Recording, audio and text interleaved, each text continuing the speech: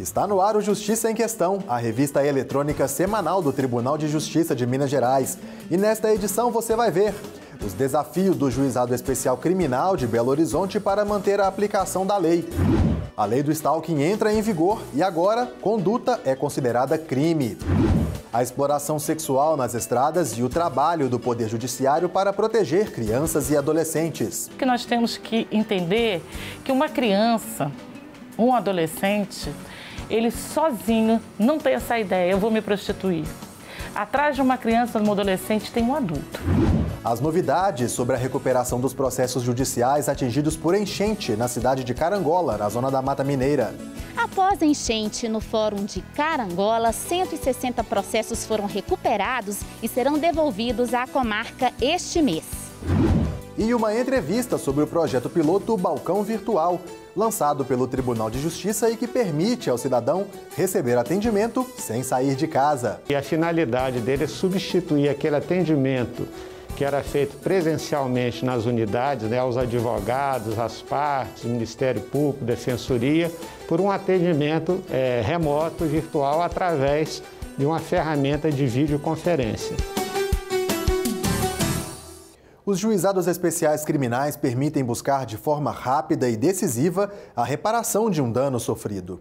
Estas unidades judiciárias podem aplicar penas alternativas aos autores de crimes cometidos sem violência ou grave ameaça. Saiba mais na reportagem.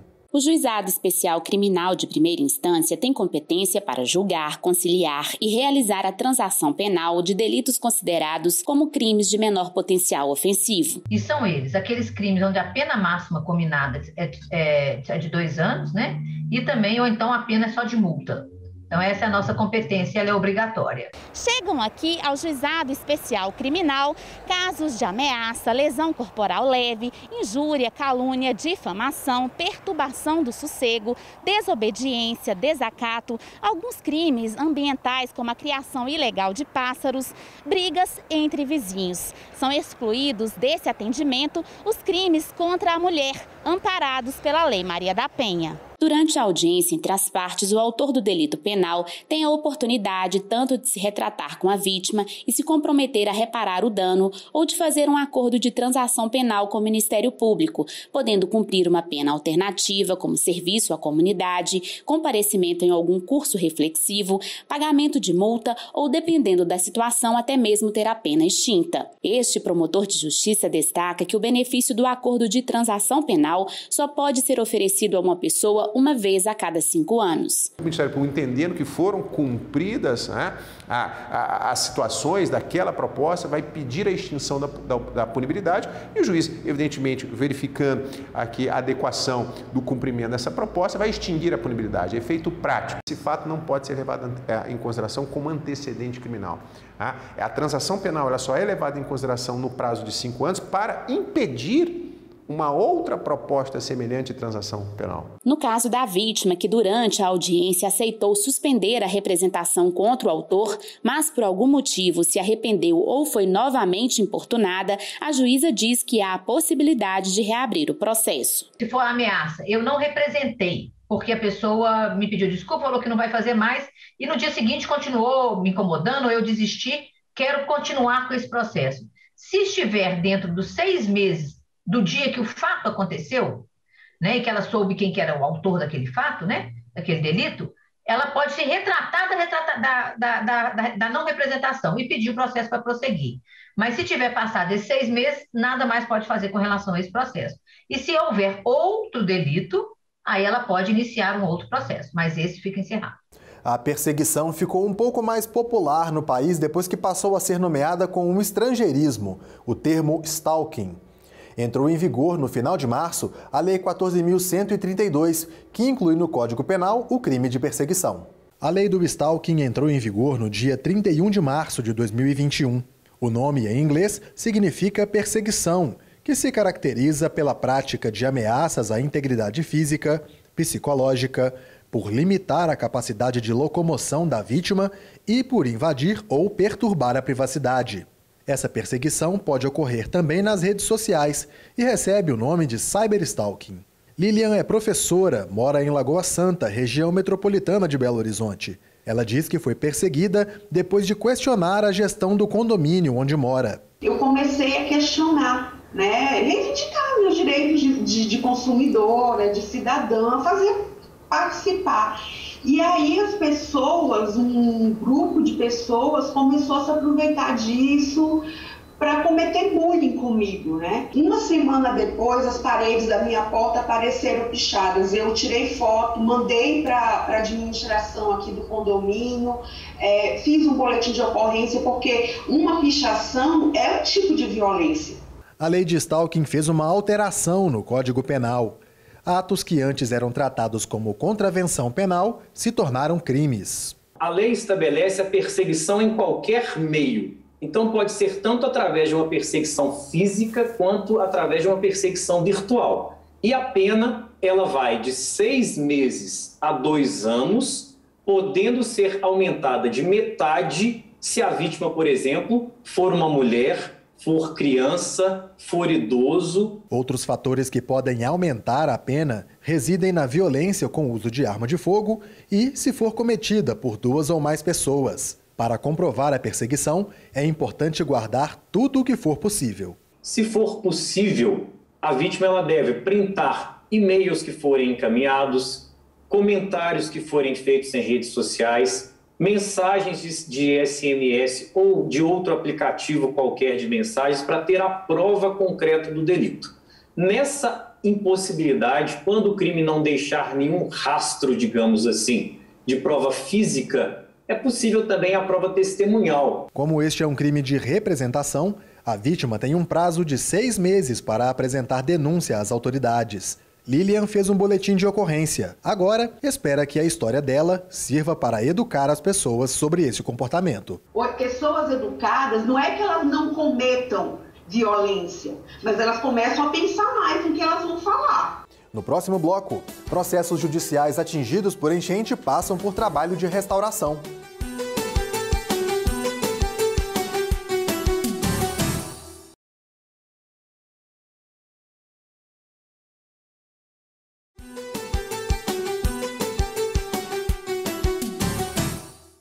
Um levantamento da Polícia Rodoviária Federal revelou aumento do número de pontos onde há risco de exploração infantil nas rodovias federais.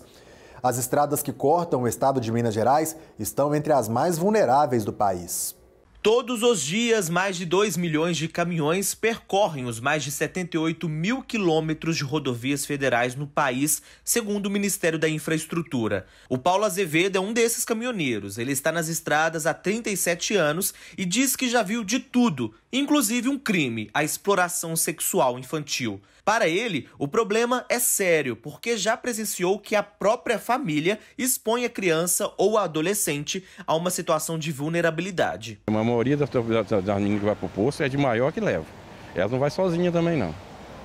Eu acho que tem que ter mais fiscalização, né? A desembargadora Valéria Queiroz, superintendente da Coordenadoria da Infância e da Juventude do Tribunal de Justiça de Minas Gerais, faz um alerta. Diz que cabe ao Estado e à família prezar pela segurança e combater essa prática. Uma coisa que nós temos que entender que uma criança, um adolescente, ele sozinho não tem essa ideia, eu vou me prostituir. Atrás de uma criança, de um adolescente, tem um adulto. Geralmente é lamentável, 90% são entes da família, são pais, mães que exploram sexualmente seus filhos, principalmente em rodovias, em lugares onde tem muita movimentação. A exploração sexual infantil é crime. A prática se esconde em vários pontos das rodovias federais do país. A cada 2 anos, a Polícia Rodoviária Federal realiza, em parceria com a Fundação Childhood Brasil, um levantamento sobre os pontos vulneráveis que ocorrem à exploração sexual de crianças e adolescentes nas rodovias federais. Em 12 anos de parceria, quase 5 mil crianças já foram resgatadas. Nossa metodologia, junto com a inteligência da polícia, foi definir um conjunto de características que são comuns a todos os lugares que tem exploração sexual, e quando eles se juntam, todos eles, são 10 características, a gente considera ele um ponto crítico. A ideia da gente conseguir mapear o grau de vulnerabilidade dos pontos foi para, em primeiro lugar, dar à própria polícia a capacidade de ter uma atuação estratégica nos pontos críticos e de alto risco. Então, a PRF vem nesses 12 anos remapeando essa criticidade a cada 2 anos. Paradas de caminhões como esta em postos de combustíveis às margens das rodovias federais são consideradas locais com maior vulnerabilidade para esse tipo de crime. Segundo o levantamento feito este ano, a Polícia Rodoviária Federal identificou 3.651 pontos de exploração sexual infantil. Este número é 50% maior considerado ao biênio passado, entre 2017 e 2018. O relatório apontou que as regiões com maior número de pontos vulneráveis são Nordeste, Sul, Sudeste, Centro-Oeste e Norte. E os estados do Paraná, Minas Gerais, Bahia, Goiás e Rio Grande do Sul, respectivamente, apresentam a maior incidência. O crime de exploração sexual infantil também é combatido fora das estradas federais. A Polícia Civil de Minas Gerais, em 2019, registrou 83 ocorrências desse tipo de crime no estado. 65 aconteceram em 2020 e de janeiro a março deste ano já foram registradas 26 ocorrências no estado. Para a desembargadora Valéria Queiroz, a denúncia é a arma mais importante para coibir esse tipo de crime, tanto para quem abusa sexualmente da criança e do adolescente, quanto para o familiar que explora esse público. Cada um tem seu dever. O Estado tem o dever de coibir isso através de políticas públicas de prevenção, coibindo que dê assistência social a essas famílias que não têm condições financeiras de sustentar, que se veem nessa condição de explorar. No mês de fevereiro, a Zona da Mata Mineira foi castigada por fortes chuvas. No município de Carangola, o rio da cidade transbordou. A água atingiu o fórum. Os processos precisaram ser levados às pressas para Belo Horizonte, onde uma equipe de restauração foi acionada para salvar os documentos. Lama, sujeira, muita umidade. A situação dos processos trazidos de Carangola para o galpão do Arquivo Permanente do Tribunal de Justiça de Minas Gerais, que fica em Contagem, na região metropolitana, exigiu um trabalho de muitas etapas até a limpeza total. Fizemos um diagnóstico para verificar os danos atingidos, abertura dos documentos para secagem, entrefolhamento. Após a secagem completa, realizamos a remontagem dos documentos com a reordenação das páginas e conferências diversas para formalização de listagens, para direcionamento à devolução e arquivamentos, eliminações. Foi a primeira vez que a equipe teve que lidar com uma situação tão desafiadora. Entre os documentos processuais que ainda tramitam na comarca de Carangola, a restauração das páginas mais danificadas pela chuva demandou um trabalho à parte. O desafio foi a quantidade, de documentos. Era um volume bastante grande. No início, a gente participou com os outros colaboradores da entrefolhagem, com papel toalha, e depois a gente fez pequenos reparos em alguns dos documentos que estavam com sujidades, como terra, tinha alguns documentos que estavam com mofo também, e tinha documentos que estavam com pequenos rasgos, e a gente restaurou isso. Que eram documentos que, por estarem molhados, eles estavam muito mais frágeis, muito mais suscetíveis a ter mais rasgos, então a gente teve que ter mais cuidado ainda. Uma força-tarefa formada por servidores, funcionários terceirizados e estagiários atuou durante 41 dias exclusivamente na recuperação dos processos. Esse mutirão emergencial tratou e recuperou os documentos que chegaram de Carangola. Cerca de 160 processos recuperados ainda em tramitação serão devolvidos à comarca este mês. 7 caixas arquivos contendo documentos administrativos ficarão no acervo histórico do Tribunal de Justiça. Uma caixa vai para o acervo intermediário, 4 para descarte. 2 caixas seguem para eliminação por edital e outros 20 processos permanecerão em tratamento por causa do mofo. O segundo vice-presidente do Tribunal de Justiça de Minas Gerais, o desembargador Tiago Pinto, disse que o judiciário atua na informatização dos processos. Entretanto, os documentos judiciais em papéis precisam ser preservados. A escola judicial, ela, dentre as atribuições dela, ela cuida da parte da memória de arquivologia do tribunal e dentro dessas atividades ela desenvolve esse trabalho de manutenção, de recuperação de papéis e o faz de maneira eficiente hoje, porque a atividade é muito grande. Confira os destaques da semana do Judiciário Mineiro. O presidente do Tribunal de Justiça de Minas Gerais, desembargador Gilson Soares Lemes, mediou reunião para discutir ações de flexibilização do comércio no estado. O encontro, no formato semipresencial, por meio de videoconferência, contou com a presença do governador do estado, Romeu Zema, do secretário-geral do estado, Matheus Simões, o presidente da CDL, Marcelo de Souza, e representantes da Federaminas e de parlamentares. Segundo as entidades comerciais, o prejuízo econômico é cerca de 14 bilhões de reais desde o início da pandemia. Mais de 200 mil empresas fecharam as portas. A gente sabe que é difícil, nessa pandemia, você conciliar medidas sanitárias com o funcionamento normal da economia. Mas a gente tem que buscar o bom senso, né, e tentar decidir da forma que não prejudique nem a saúde e nem o funcionamento da economia. 1 tonelada de sacos de mix de legumes desidratados como este foi doado para a Fundação Espírita Caritas de Belo Horizonte.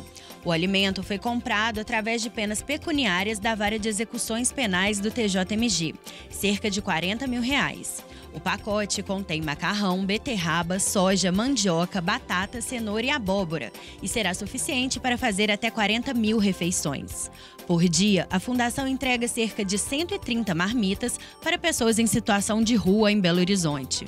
Nós compramos 1 tonelada desses insumos, que é capaz de servir 40 mil refeições para essas pessoas, né? Nós acreditamos que com isso a gente possa servir de exemplo e encorajar outras pessoas a fazer a mesma iniciativa, atentos à população vulnerável. A gente conta com toda a compreensão do Ministério Público e da Defensoria Pública para nos apoiar nesse gesto, juntamente com o Núcleo de Voluntariado do Tribunal de Justiça.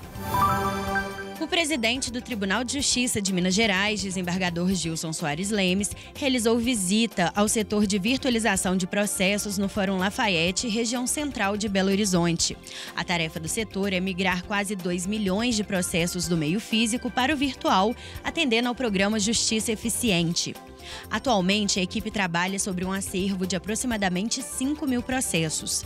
O setor gera 2.225 imagens por dia. Isso é muito importante, inclusive, para o judicionado, porque vai agilizar a prestação judicial, né? O processo tem que ser decidido a tempo e hora e com qualidade. Então, isso é um grande passo nesse sentido. E nós queremos acelerar isso agora com novas empresas que vão começar a digitalizar também os processos junto com a equipe que aqui já está, para acelerar esses processos cíveis e depois iniciar a digitalização dos processos criminais. Daqui a pouco, uma entrevista com o juiz auxiliar da presidência, Delvan Barcelos Júnior, representante do setor de tecnologia da informação do tribunal, sobre o lançamento do projeto Balcão Virtual.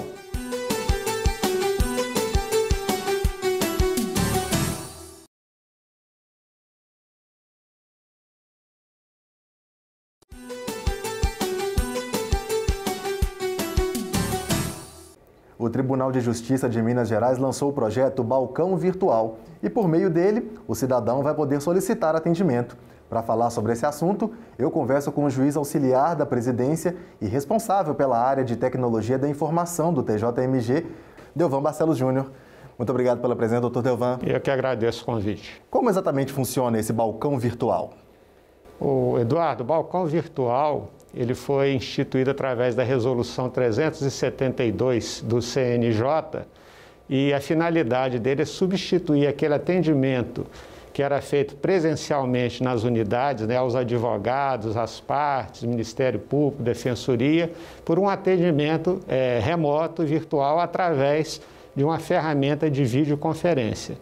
Então, ele vai substituir esse atendimento que era prestado no balcão das unidades por um atendimento de forma remota, né, durante o horário do expediente forense. E quais etapas precisaram ser observadas para que esse projeto entrasse em ação? Quando o CNJ baixou essa resolução, né, a gente precisava definir qual a ferramenta que seria utilizada e, por recomendação do próprio CNJ, nós adotamos a ferramenta denominada Jitsi, que é uma plataforma de videoconferência gratuita, mas que tem compatibilidade com vários sistemas operacionais, inclusive sistema operacional Android e iOS, ou seja, ele pode ser utilizado, pode ser acessado através de dispositivos móveis e ele não depende de instalação de nenhuma aplicação de nada para ser utilizado, né? Então é muito simples, a gente tem o link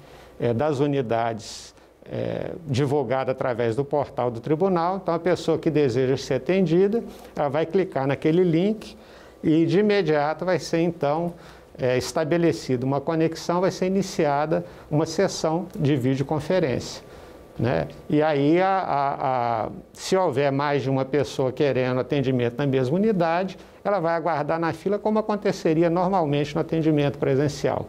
Então, é uma coisa muito simples e que vai funcionar muito bem.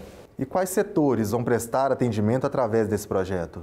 Na verdade, o balcão virtual ele é para substituir atendimento nas unidades judiciárias, ou seja, nas secretarias das varas e nos cartórios aqui na segunda instância. Estamos falando então que de área de família, civil, algumas delas? Toda e qualquer unidade judiciária que faz atendimento, né, que tem processo correndo e tudo, ela vai ter essa ferramenta disponível para atender advogados, partes, Ministério Público, Defensoria. E aí o serviço está sendo prestado em algumas unidades específicas, secretarias específicas nesse momento, por ser um projeto piloto? O tribunal ele resolveu fazer esse projeto piloto porque a gente sabe que os recursos de informática estão sendo muito demandados agora nesse momento de pandemia e a gente precisa testar o ambiente, ver qual vai ser o impacto disso na infraestrutura do TJMG, né? A gente tem enfrentado algumas dificuldades com questão do próprio sinal da internet pública, que está muito congestionado, né? Muita gente em casa trabalhando, em home office, muita gente utilizando provedores de streaming para assistir essa coisa toda. Então, a gente precisa ter essa avaliação para ver exatamente qual vai ser o impacto dessa ferramenta para fazer uma calibração, uma configuração, por exemplo, da resolução da imagem, essa coisa toda, de forma a ter o melhor sinal, o melhor atendimento, né, com o menor custo para a nossa infraestrutura. Então, a diretoria de informática fez esse trabalho de montar o ambiente, de fazer os testes com esse programa, com esse aplicativo, e resolveu lançar esse projeto piloto aqui para a gente ver como é que é na prática, né, vamos dizer assim. E tão logo a gente faça essa avaliação aqui do projeto piloto, até o final do mês, a perspectiva é de estender para todas as unidades de todas as comarcas do Estado e aqui também em todas as unidades do segundo grau. Ok, temos tudo respondido. Muito obrigado pela sua participação. Eu que agradeço, Eduardo. O Justiça em Questão fica por aqui, mas você pode acompanhar o nosso conteúdo pelo portal do Tribunal de Justiça de Minas Gerais ou acessando o nosso canal. O endereço é youtube.com/Justiça em Questão. Para enviar mensagens, críticas ou sugestões, escreva um e-mail para justiçaemquestão@tjmg.jus.br ou para o nosso WhatsApp. O telefone é 31 98462 1532. Um grande abraço para você e até a próxima edição.